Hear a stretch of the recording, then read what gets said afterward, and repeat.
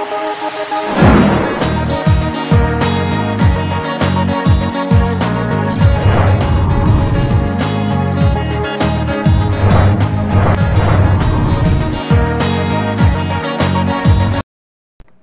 it's Coach Tom Ferry. Happy Monday. Welcome to Life by Design, your place online for ideas, inspiration, and how to stay in the right action. Well, just yesterday I was in Sydney, Australia. Had a wonderful time down there. I hope you watched a couple of those videos. I know the quality wasn't as great as I would like it to be, but it's all good. I was there and sharing. So, I want to follow up on this conversation. Trump spoke after me on one of the days that I was at this ERIC conference. And, you know, love him or hate him, which it kind of seems like that's how most people are with him, you got to respect the fact that the guy can handle the pressure of the moment.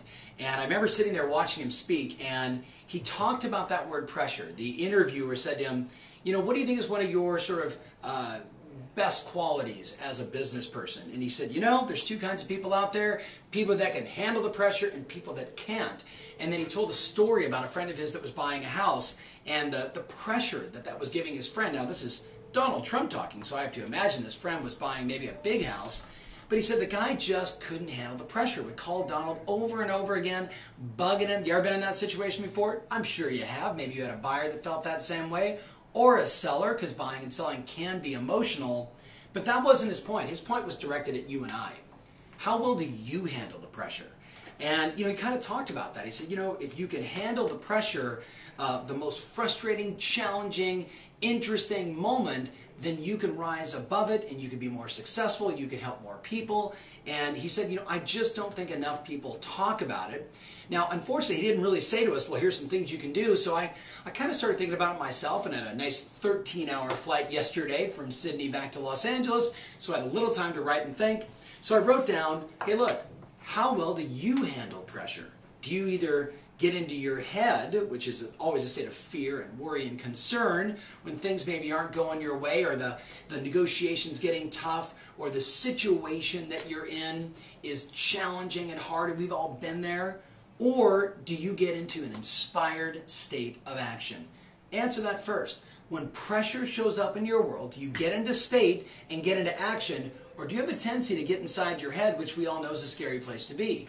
Be honest about that first, because I think awareness, as we know, awareness is the first state of all change. The moment you can say, you know what, in the moment of pressure, I usually get into my head and I get nervous and I have anxiety and I get stressed.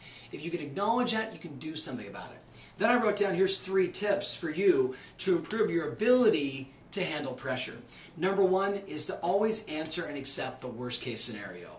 You know, what happens is in the moment of pressure, we start thinking about, oh my God, if everything goes wrong, then I'm going to die. Remember, you may have heard me talk about before that the human mind, the way it works is we're always 6 moves from death and dying in every choice and action that we can take. So I say to you, for example, call expired listings. And you go, oh, if I call expired listings, they might reject me. If they reject me, then I'm not going to feel good. If I don't feel good, then I'm not going to perform well. If I don't perform well, I'm not going to make any sales. If I don't make any sales, I'm not going to make any money. If I don't make any money, I'm not going to be able to eat. Now, if I don't eat, I'm going to die.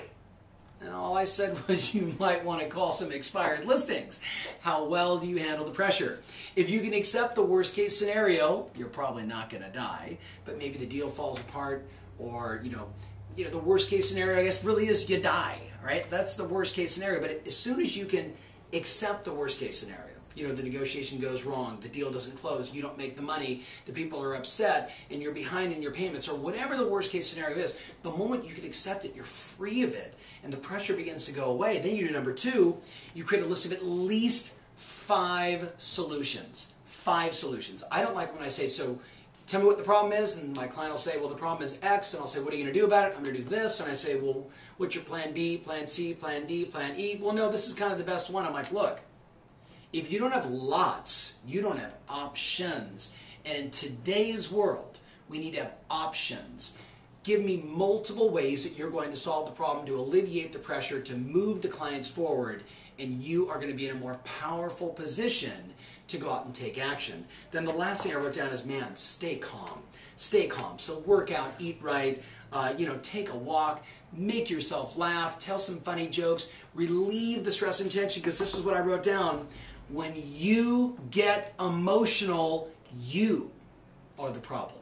When you get emotional, you are the problem. So think about these little lessons on this Monday. Get out there, make your new conversations, follow up on your leads, take some listings, make some sales, and remember always your strategy matters, and now more than ever, your passion rules. Talk to you soon.